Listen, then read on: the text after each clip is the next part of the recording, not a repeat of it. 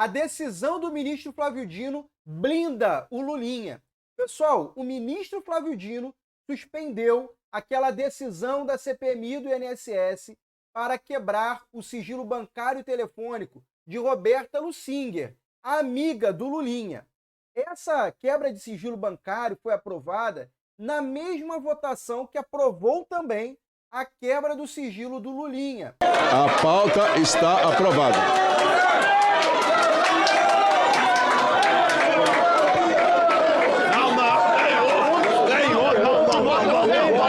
A Roberta entrou na justiça, recorreu, e o Flávio Dino deu essa liminar, dizendo que a CPMI não poderia quebrar o sigilo dela dessa forma. Obviamente, a defesa do Lulinha já está também protocolando ação na justiça, querendo que essa decisão do Flávio Dino se estenda também ao próprio Lulinha. É uma jogada arranjada, uma jogada ensaiada. Um dos argumentos da defesa da Roberta, que o Flávio Dino acatou na sua decisão, é essa aqui que eu vou ler para você.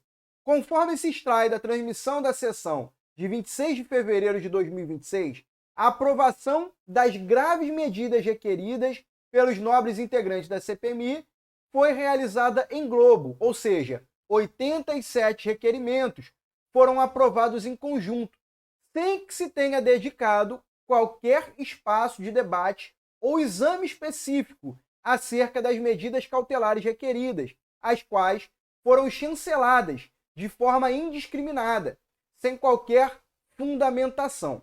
Ora, pessoal, esse argumento aqui é um completo absurdo. Isso porque o poder legislativo, cada deputado, cada senador, ele tem soberania do seu próprio voto. E o rito aplicado para essa votação é regimental. O regimento do Congresso Nacional permite a votação em globo. Então, a defesa da Roberta está incitando o Poder Judiciário, aliás, um único ministro, a interferir na forma, no exercício do Poder Legislativo. Isso é gravíssimo. Não houve aqui uma quebra do regimento. O regimento permite. Isso acontece várias vezes. Quando uma Câmara Municipal, uma Assembleia Legislativa, o Congresso Nacional, quando eles vão votar os vetos, por exemplo, do Poder Executivo. O Poder Executivo vetou uma série de leis ao longo de um período.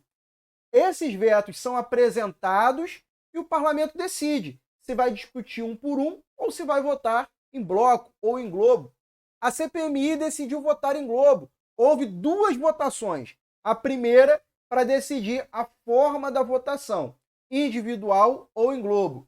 A segunda votação foi a votação para saber se aprova ou não aprova. Não é papel do judiciário dizer como a CPMI precisa votar os seus requerimentos. E aí, o ministro acata esse argumento da defesa e fundamenta assim a sua decisão. Não há obstáculo a eventual novo procedimento no âmbito da CPMI. Desta feita, com análise, debate, motivação e deliberação de modo fundamentado e individualizado. A adoção desses passos e ritos deve ser devidamente registrada em ata, como atendimento do dever constitucional de motivação. Pessoal, essa é uma grave interferência do Poder Judiciário, nem do Poder Judiciário, de um único ministro no exercício da atividade parlamentar, no exercício das funções do parlamento, do Poder Legislativo. É uma interferência em um poder. A CPMI, ela acontece no âmbito do Congresso Nacional. Deputados e senadores, eles seguem o rito do Congresso Nacional, o regimento interno, as legislações. E a legislação, ela permite, nesse caso, a votação em bloco ou a votação em separado das proposituras. Houve duas votações nesse momento. A primeira, para decidir se aquele colegiado queria votar em bloco ou se aquele colegiado queria votar propositura por propositura. O colegiado votou e, soberanamente, a maioria decidiu votar em bloco, votar em globo. Isso foi aprovado. É prerrogativa do parlamento fazer isso. Ninguém pode interferir. Então, aqui você vê duas interferências. A primeira, cancelando uma decisão do parlamento. A segunda interferência é determinando ao parlamento como ele deve exercer as suas atividades. Essa obrigação de fazer não está prevista em lei. É óbvio que o parlamento ele tem de fundamentar esse requerimento. Então, o parlamentar ou a bancada que faz um requerimento, qualquer que seja, ele dá justificativa, a fundamentação para essa quebra de sigilo bancário.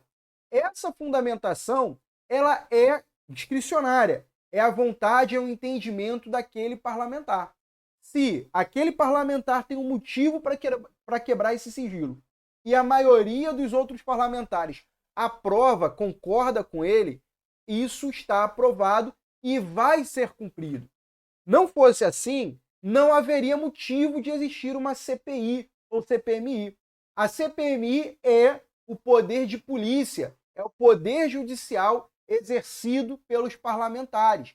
Quer dizer que os parlamentares querem um inquérito, uma investigação diferente, isenta, separada, independente do poder judiciário.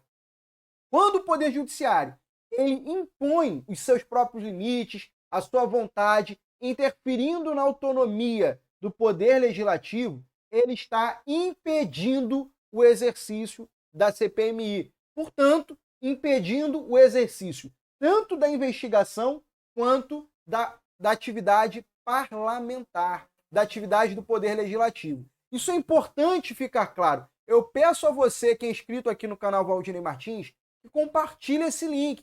Outras pessoas precisam entender a gravidade do que está acontecendo aqui.